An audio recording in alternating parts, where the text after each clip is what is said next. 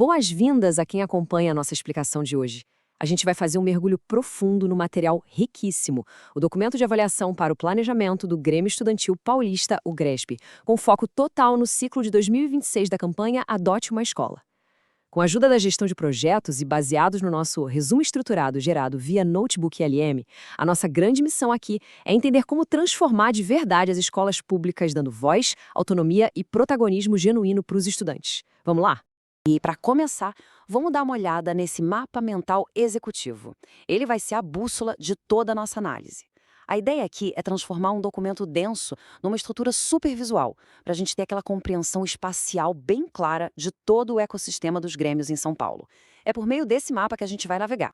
E a nossa jornada vai seguir exatamente por estes 6 pilares: governança e gestão democrática, financiamento e PDDE Grêmio, protagonismo e voz estudantil, oportunidades e inclusão escolar, os desafios institucionais e a burocracia, e para fechar com chave de ouro, impacto social e autonomia. Roteiro na mão, então vamos nessa. Começando pelo primeiro pilar, governança e gestão democrática. Como a gente estrutura o Grêmio Estudantil de fato?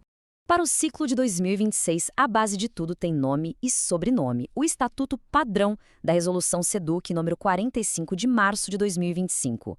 O documento é super categórico ao avisar que aquelas resoluções antigas, tipo a de 2012, estão completamente obsoletas agora, tá? É esse novo estatuto que vai ditar as regras do jogo e estabelecer como funciona a governança obrigatória em toda a rede de ensino paulista. Mas, na prática, como é que essa estrutura se organiza? A gente tem 4 instâncias. Temos a Assembleia Geral, que é o órgão máximo ali de decisão. Abaixo dela opera a equipe de coordenação com 8 cargos fixos. Temos também as comissões temporárias para projetos específicos e os líderes de turma. E um detalhe vital para quem está gerenciando os projetos na escola. O mandato dessa coordenação é bienal. Isso significa 2 anos garantidos de continuidade para as ideias não morrerem no papel. Avançando para o nosso segundo pilar, financiamento e o programa PDDE Grêmio, os recursos para ação. E aqui entra o recurso, a realidade financeira, R$ 11.500. Esse é o repasse médio do PDDE Grêmio para cada escola estadual paulista. Nas maiores unidades, a gente está falando de um valor que pode chegar até a R$ 18.000. É um capital muito real, um dinheiro essencial para tirar as ideias maravilhosas dos alunos da gaveta e fazer acontecer. E esse passo a passo ilustra de forma brilhante o que precisa ser feito para destravar essa verba toda. A nova Resolução 77 simplificou muito a vida de todo mundo. O Grêmio faz um plano de ação digital e manda por e-mail direto para a gestão e para a diretoria de ensino. A direção aprova, ou se não concordar, faz uma contraproposta oficial. Se por acaso der um impasse que não se resolve ali na escola de jeito nenhum, a SEDUC entra no circuito para mediar. Tudo muito claro e transparente. O que já nos leva para o terceiro pilar, protagonismo e voz estudantil.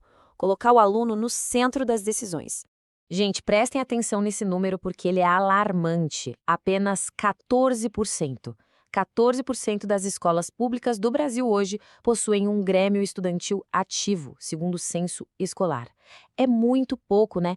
Isso prova sem sombra de dúvidas a necessidade urgente e crítica de campanhas como a Adote uma Escola. A gente tem um território educacional imenso que está só esperando para ser ativado. E não pensem que é só para organizar eventos esportivos, tá? A importância pedagógica disso é gigante. Como o próprio Ministério da Educação bem disse em abril de 2026, é a porta de entrada para a consciência política da juventude brasileira. É sobre alinhar as ações ali do pátio da escola com uma visão super ampla de cidadania para o país inteiro. Seguindo em frente para o nosso quarto pilar, oportunidades e inclusão escolar. Sinergia e expansão dos projetos. Agora, o que é de cair o queixo nessa parte do documento é o tamanho dessa aposta federal. R$ 45 milhões.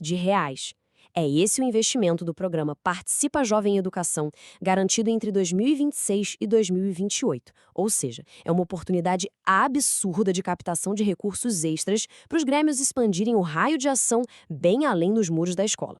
E para aproveitar cada centavo de oportunidade, o planejamento faz um casamento perfeito entre a agenda do Grêmio e os módulos do Adote uma Escola. Olha como fica inteligente. Em fevereiro, o tema Educação Climática se cruza com a temática ambiental. Em março, Assembleia com Mulheres e Educação. Em agosto, tem Juventudes em Movimento e Eleições. Em novembro, a gente coroa a educação antirracista junto com as feiras culturais. É o calendário trabalhando a favor do engajamento. Entrando no nosso quinto pilar, desafios institucionais e burocracia. Como navegar por essas tensões todas? Porque sim, a gente tem uma tensão institucional e burocrática importante aqui. Um verdadeiro cabo de guerra entre regras. De um lado, você tem as regras estaduais de São Paulo, o Estatuto Padrão, que são super minuciosas e condicionam a verba ao cumprimento dessas regras. E do outro lado, temos a Lei do Grêmio Livre, que é uma legislação federal lá de 1985 que garante a autonomia muito mais ampla para os estudantes definirem as próprias regras. E o documento deixa claro que esse é o núcleo central do debate hoje. Olhando a linha do tempo, a gente enxerga perfeitamente a evolução desse debate de forma totalmente imparcial. Ele nasce na Lei de 1985. A gente salta para março de 2025, com o Estado lançando o Estatuto Padrão. Mas o relatório aponta que o ápice da tensão mesmo aconteceu em março de 2026. Tivemos estudantes ocupando a Secretaria da Educação justamente para reivindicar mais autonomia frente às regras estaduais. Depois disso, ainda vimos em maio vários projetos de lei pipocando sobre essa tensão. É um cenário vivo e dinâmico. E aí a gente esbarra num ponto crucial no meio dessa burocracia toda, que é o maior gargalo operacional do dia a dia, o CNPJ. Os grêmios não possuem um CNPJ próprio. Por isso, a grana deles fica 100% dependente da Associação de Pais e Mestres, a famosa APM da escola. Se a APM estiver com qualquer irregularidade fiscal mínima, o dinheiro do grêmio não sai. Simples assim. É um desafio estrutural imenso. O que nos traz, finalmente, ao sexto e último pilar da nossa bússola: impacto social e autonomia, transformação na comunidade. Mas a gente vê que quando as engrenagens se ajeitam, o resultado é incrível. A Escola Estadual Eunice Laureano virou um case de sucesso de aplaudir de pé. Os estudantes geriram de forma super autônoma quase R$ 80 mil. O que aconteceu? Além das melhorias estruturais no pátio, a indisciplina dos alunos caiu drasticamente e a escola atingiu aquele nível diamante de excelência no Saresp. É evidência na prática de que dar autonomia dá certo.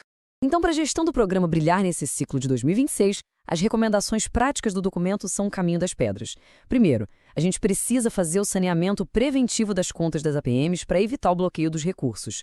Segundo, o Grêmio precisa estar muito bem integrado ao projeto político-pedagógico. Terceiro, focar na centralidade das decisões dos próprios alunos. As regras devem servir como ferramentas, não amarras. E quarto, garantir a blindagem do Grêmio contra a instrumentalização político-partidária de fora. Foco 100% nos estudantes. E para fechar essa nossa análise de hoje, a grande verdade é que empoderar a juventude não é só cumprir tabela legal, é o maior motor para a qualidade do ensino. Com todos esses recursos e todo esse mapeamento, a gente se despede deixando essa baita provocação em aberto. De que maneira as escolas vão, de fato, empoderar e amplificar a voz de cada estudante ao longo de 2026? Fica aqui o convite para reflexão e, claro, para ação. Muito obrigado por acompanharem e até a próxima!